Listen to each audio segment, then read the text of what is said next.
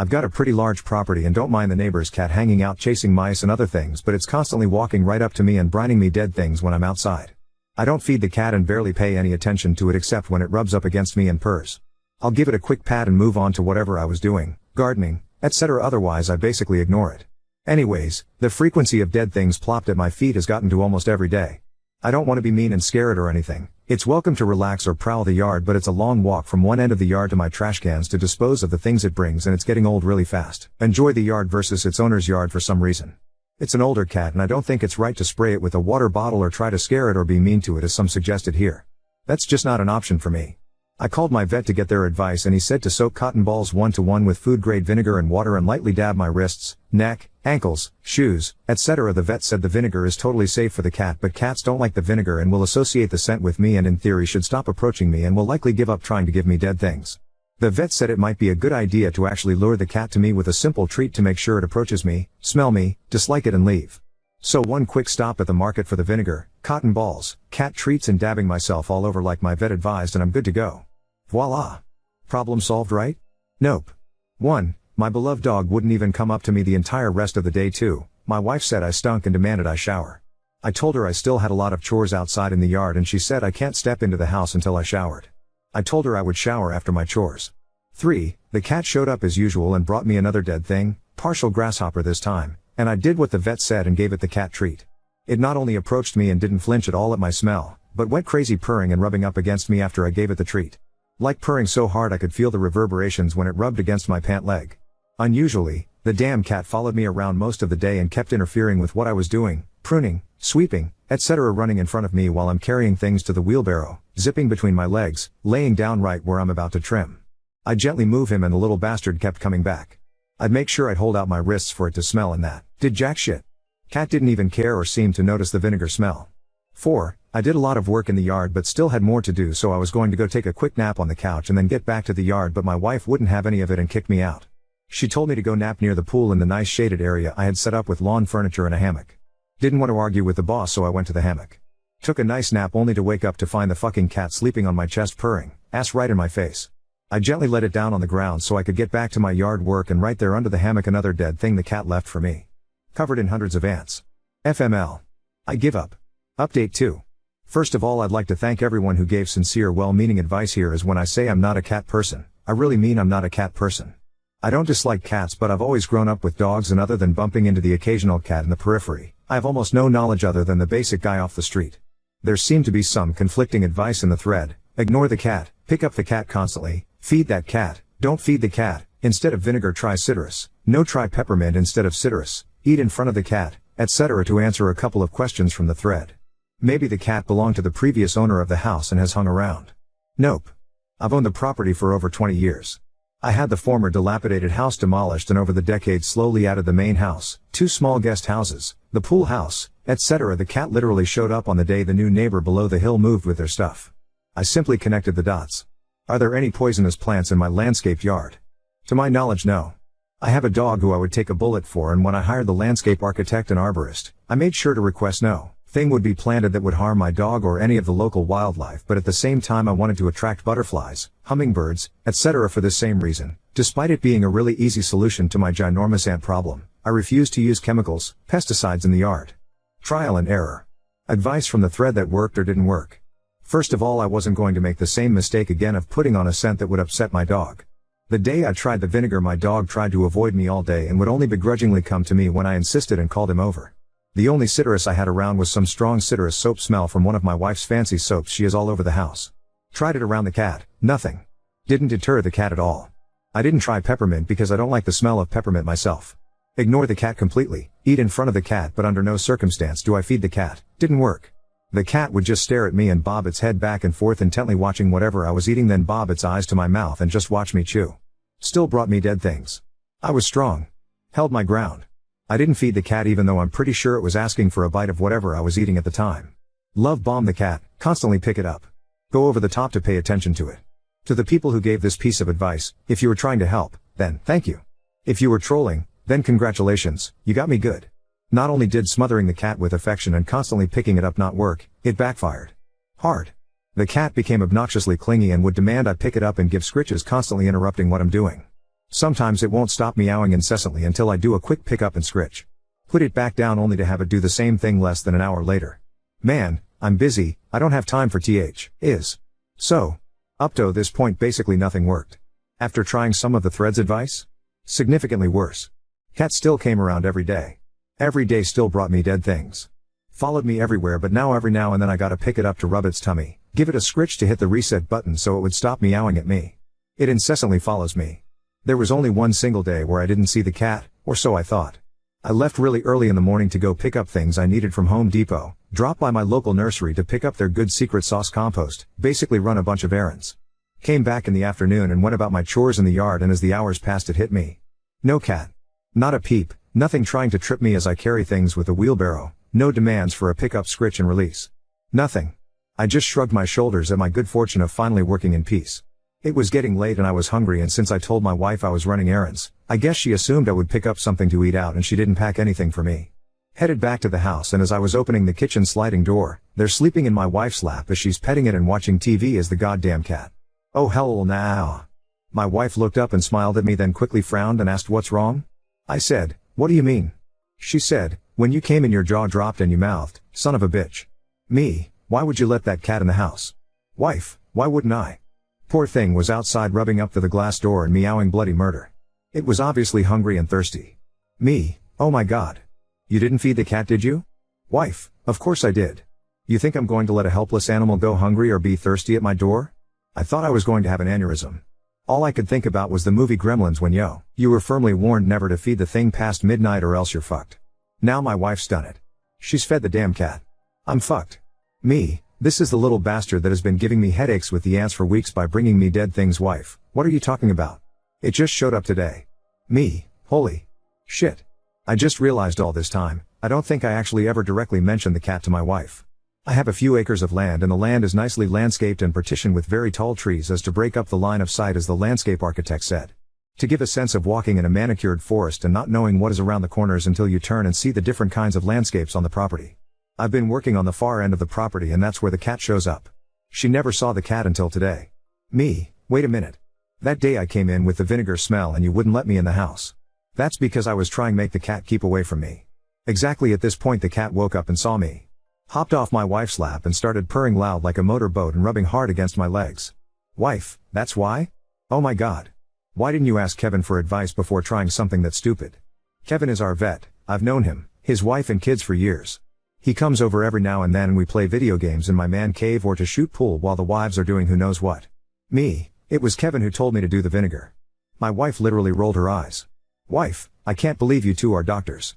I'm a retired anesthesiologist. That was some dumb advice. Me, I know. It didn't work at all. So I went to an internet forum and asked for advice. My wife literally laughed in my face. Wife, you asked complete strangers on the internet for advice? And how did that work out for you? Me, not so good. Anyways, I'm going to take care of this right now and take the cat back to its owners. It belongs to the new family who moved in down the hill. I gently grabbed the little bastard who was all happy and smug, hopped in the truck and rang the neighbor's doorbell. The day after they moved in, my wife and I introduced ourselves and gave them a small gift card to Home Depot and some of my wife's really good homemade brownies. Other than that, I haven't talked to them. The wife answered the door and the husband was sitting at their table in the back and waved to me.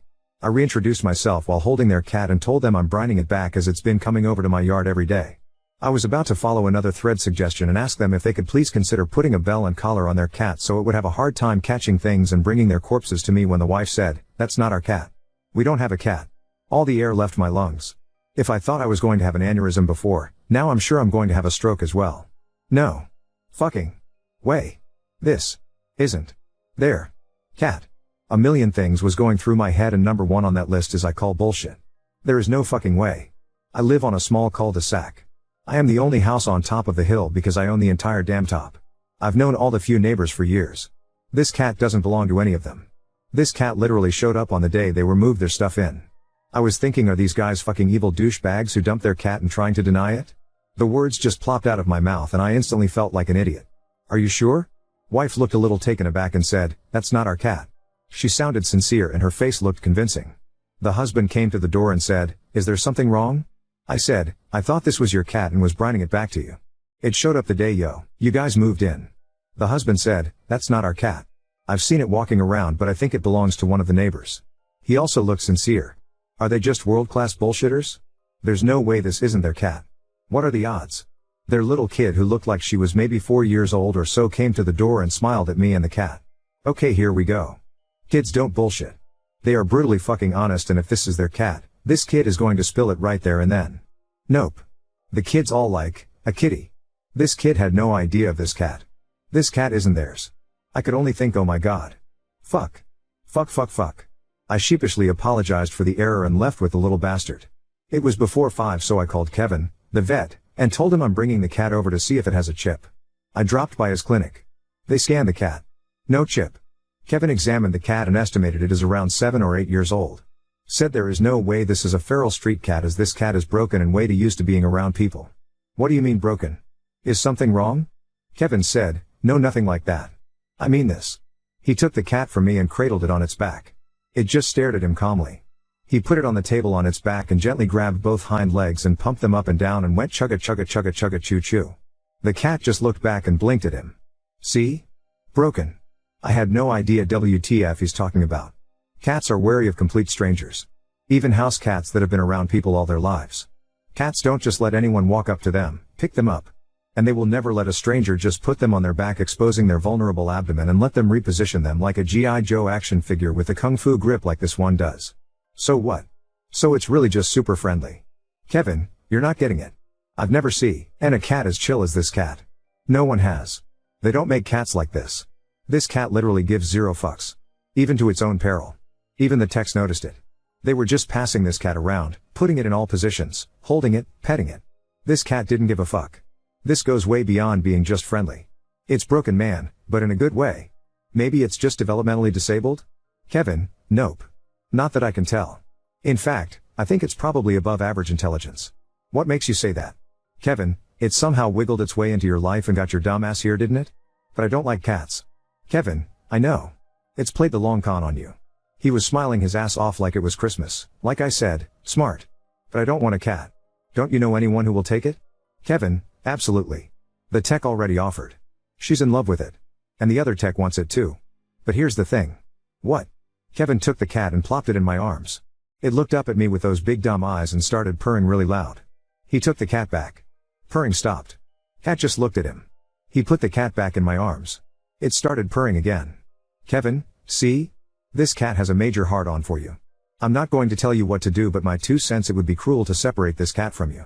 Look, if you really don't want the cat, I can have literally a bazillion ladies in 2 seconds here busting down this door for this cat. At least you told me you didn't feed it.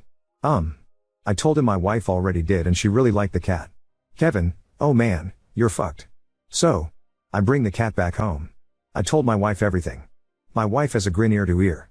Wife, okay good. She grabbed the cat and it just snuggled up to her. The little kiss ass. There's still time to go to PetSmart and get it some things. And while we're there you can get one of those cat flappy doors or the kitchen. I told her hell no. This cat has already given me major headaches with ants outside. I don't want it coming in the house. I looked her straight in the eyes and said, 100% no to the cat door.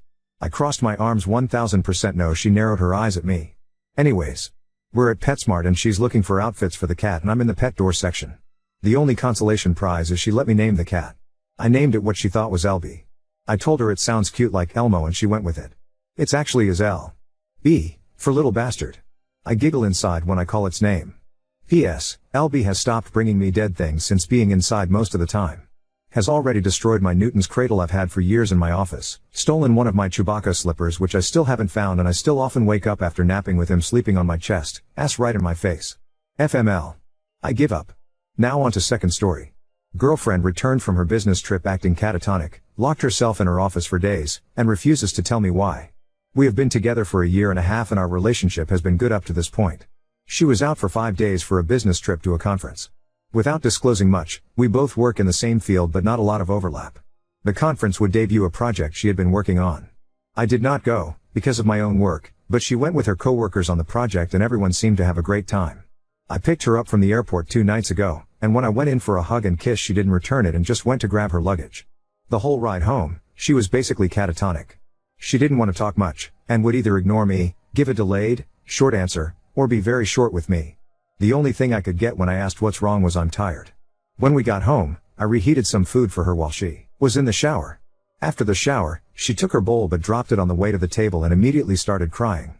I tried to comfort her and give her mine, but she angrily said she wasn't hungry and was going to bed and went to our bedroom, where she ripped the blankets and her pillow off of the bed, brought them into her office to the bed she uses for naps and closed the door. She hasn't really left her office since. We are now on day 2, but I do see she is coming out of her office for food. I've sent texts asking to talk but she hasn't responded. The door is locked, but if I knock she will say she's okay but napping. She won't talk to me and I don't really know what's wrong. Obviously, something major happened. I checked social media but everyone was smiles online. I spoke to my friend who went with her, he worked with her on the project, and asked how it all went that first night. He felt the trip went well and everyone had a good time. I inquired more about GF after, and he did tell me there was a part of the trip about halfway through where she started crying over lunch, but he didn't have any other details. I don't really think she is cheating, but I also don't know what could cause this. Any help? We cannot guess at this. You are going to have to talk with her. She may be sick, she may be pregnant, she may have been assaulted, she may have cheated, she may have learned something about you while she was gone that has made her very angry. There are more things that might have happened but those are my top 5. Update 1. I've been pretty slammed with work, and the demands for updates in the comments and inbox have also been overwhelming. With so many people assuming an assault and asking for details, it felt voyeuristic, where people wanted a window into my GF suffering. That disturbed both of us. Ultimately, I decided to update because there was no cheating or assault at all, despite almost everyone thinking it was definitely one of the 2 cases. I'll give my GF the name Lily, our friend who was on the trip Jake, and her close friend and roommate on the trip Jane, for ease. I called Jane, despite people saying no, and asked about the trip. Jane remarked that Lily was very tired and wouldn't talk much outside of the days on the business trip, and that was consistent from day 1. I asked if she felt like something happened, she said no. I asked if she felt like Jake might have done something, she said absolutely not. When I came back from work, I saw signs Lily was more functional, as she had done some cleaning. I took the chance to ask if she wanted food, she agreed. We ate a meal, and I broached the subject. The missing piece to the puzzle is that Lily has ADHD. This was an important fact, but one I forget as she manages it well. I tend to think of what are symptoms more as cute GF quirks, because a lot of general ADHD behaviors she mitigates, like forgetfulness. What happened on the trip is that to save money, she shared a room with Jane, which she has done on short bursts but never for such long of a trip. As I mentioned, it was a business trip, so although Lily had a lot of fun, she was working both physically and socially for up to 20 hours at a time. She had nowhere to go and reset at the end of this. She had enough emotional gas to come home, but she had some flight delay issues at a very busy airport and by the time she came home, she couldn't make it. She also felt like my asking of her trip in the car was like an interrogation because of her mental state. Her ADHD has never come like this because she manages it well and hasn't been in this environment in a long time. We decided that from now on, she should have her hotel room by herself, or with me, regardless of the cost.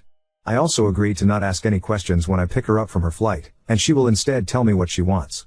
If not, I will ask another day. We came up with some other plans so that I know how she is when she comes home. Saturday night we went to an event, she had fun, but crashed immediately at home. It was more on the scale I am used to after a 3-day trip. She has cleared her schedule for the next week to recuperate. Edit, everyone is stuck on Lily's travel expense. I have copied and pasted the comment, for those unable to search on their own. This better explains Lily's job. Think about when you go to a convention, where someone is selling items at a table.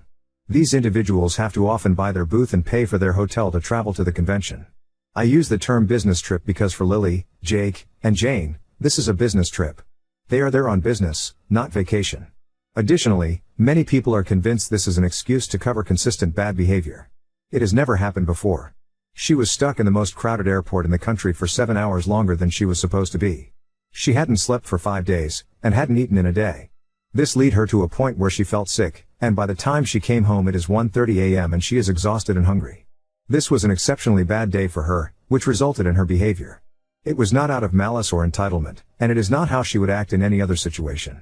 Everyone deserves a little grace now and then, which is something that Redditors do not seem to understand. For those convinced that she is lying, and still must be assaulted or have cheated, and those who rooted for her to be raped, those who are just being rude because it's the internet, or for those who choose to waste their comments pretending to be Lily's doctor, I hope you find a better hobby in your life. I hope you can find the resources to deal with your immaturity.